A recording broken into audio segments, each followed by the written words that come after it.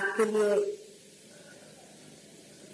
एक माँ के स्वरूप से मैं एक सौगात लेके आई हूँ, जिसका नाम बहुत अद्भुत है और हो सकता है कि आपको विश्वास ही न हो कि एक साधारण स्त्री आप ही की जैसी घर गृहस्थी में रहने वाली इस तरह की सौगात लेकर कैसे आ। इस सौगात का नाम है सहज मोक्ष।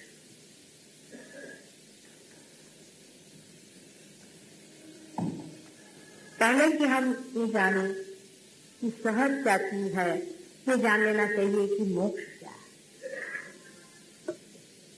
साल्वेशन किसे कहते हैं?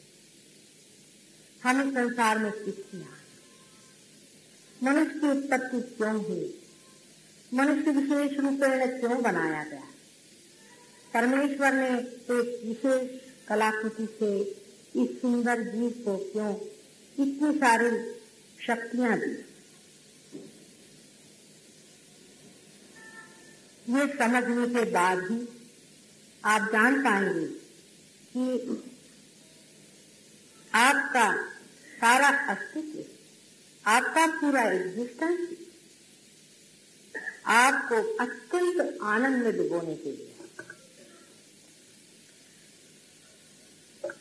इसीलिए परमात्मा ने बड़ी मेहनत से सृष्टि की। अब आप में ऐसे भी लोग हो सकते हैं कि जो ये कहेंगे कि माता जी परमात्मा कहाँ है, हम तो इस पे भी नहीं विश्वास। ABCD से ही शुरू करना पड़ता है कभी।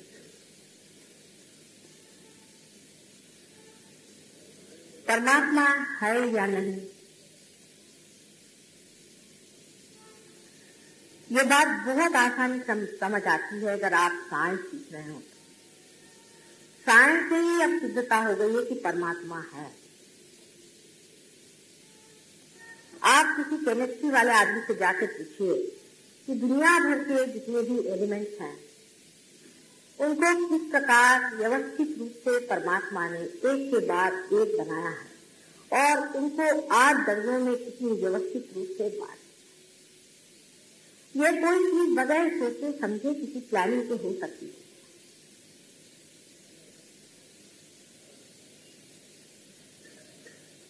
आप जब किसी फिजिसिस्ट के पास जाएं और उनसे ये कहने को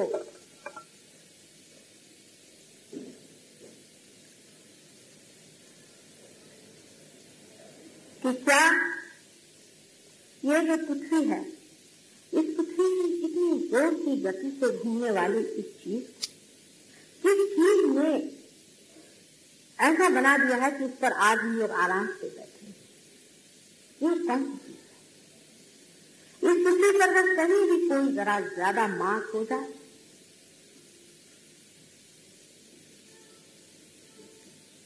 तो ये पृथ्वी डामाडोल हो सकती है। पूरी तरह से हम लोग पूरी तरह से डामाडोल हो सकते हैं।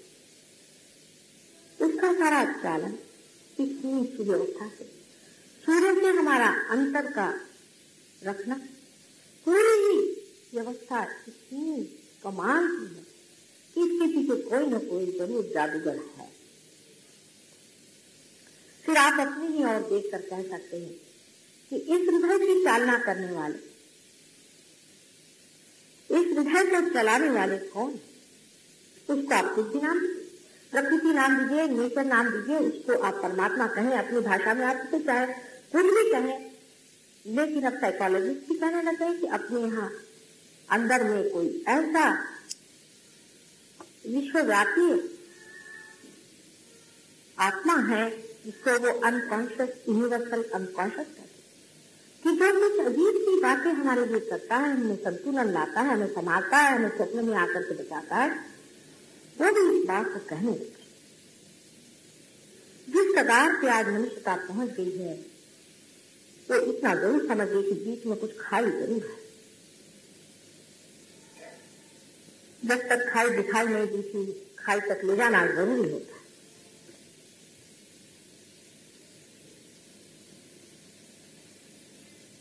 उस सृष्टि में, उस प्रकृति में, उस परमात्मा की शक्ति ने ये सारी सृष्टि बड़ी सुंदरता से रखी। उसने 3 शक्तियों को उपयोग में लाया। एक शक्ति से तो वो स्थित है, जिससे वो अपनी शक्ति की चालना, अपने शक्ति का कार्यक्रम, उसका खेल देखते हैं। और नहीं पसंद आता है तो संहार भी कर देते हैं। ऐसी बहुत सी रचनाएं हुई और खत्म हुई। दूसरी शक्ति एक देखने की, विटनेसिंग, साक्षी स्वरूप रखने हुई, जिसको कि बहुत से लोग डिस्ट्रॉइंग शक्ति कहते हैं। और दूसरी शक्ति जो कि सृजन करती है बड़े बड़े ग्रह, तारे, चंद्र, सूर्य, तारकाओं की मालाएं, पृथ्वी जैसी सुंदर चीज। इस सृजन शक्ति को क्रिएटिव पावर आप कह सकते हैं। इसको भी परमात्मा ही करते हैं। एक सल्फर डाइऑक्साइड का आप अगर एक छोटा सा परमाणु मॉलिक्यूल ले लें तो उसमें आप आश्चर्यचकित होंगे कि एक सल्फर के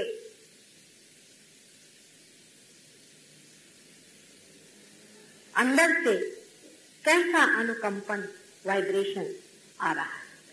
हालांकि वो बिजली जैसा है, इलेक्ट्रोमैग्नेटिक, लेकिन उसको कौन वहां चला रहा है? उस एक छोटे से परमाणु में उस चीज को कौन चला रहा है? उस अणुरेणु में कौन कंपित है? अगर मैं यहाँ बोलूं नहीं तो आपके पास कोई आवाज नहीं आने वाली। उस छोटे से अणु परमाणु में वही शक्ति काम कर रही है जिसने सारी सृष्टि की सृजन की है और जो सोचती है और समझती है और सब चीज पे अनुशासित है। आप चाहे विश्वास करें या न करें। तीसरी शक्ति परमात्मा ने जो इस्तेमाल की है, जिसे बहुत ही खूबी से काम में लाया हुआ है, वो उत्क्रांति की शक्ति है, रेवलेशन की शक्ति है। जिस शक्ति के कारण धीरे धीरे मनुष्य इस दशा में आ गया, इस चेतनामय दशा में आ गया। सल्फर डाइऑक्साइड में जो शक्ति स्थित है वो नहीं जानती कि मेरे अंदर कोई शक्ति भी स्थित है।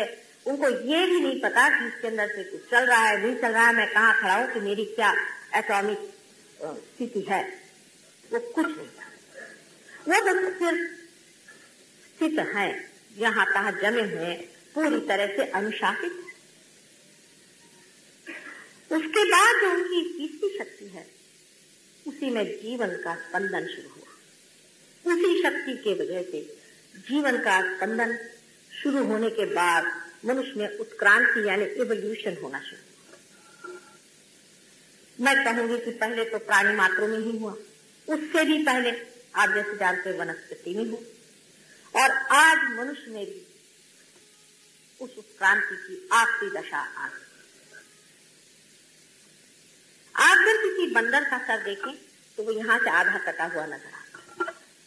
ये सर हमारा बढ़ने की जरूरत थी, जो आगे का है, जिससे हम सोचते हैं, प्लानिंग करते हैं, जिससे हम अपना अहंकार चलाते हैं। ये भी परमात्मा ने दी हुई चीज है। इसे जूझने की कोई जरूरत नहीं, इसे घबराने की कोई जरूरत। ये हिस्सा भी हमारा इतना आगे आना चाहिए था। हमारा शरीर का जीवन यंत्र भी इतना पूरा तैयार होने का था, इसीलिए ये कार्य हुआ।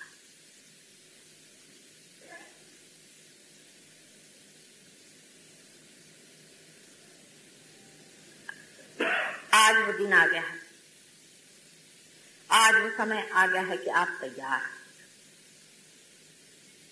इसका वर्णन हमारे किताबों में, ग्रंथ शास्त्रों में, बड़े बड़े ऋषि मुनियों ने और भी धर्मों में हर एक जगह किया गया है। उसका पढ़ना बहुतों से हुआ नहीं, बहुतों ने उसे समझा नहीं, जाना नहीं, लेकिन उसका साक्षात होने की आज घड़ी आ गई।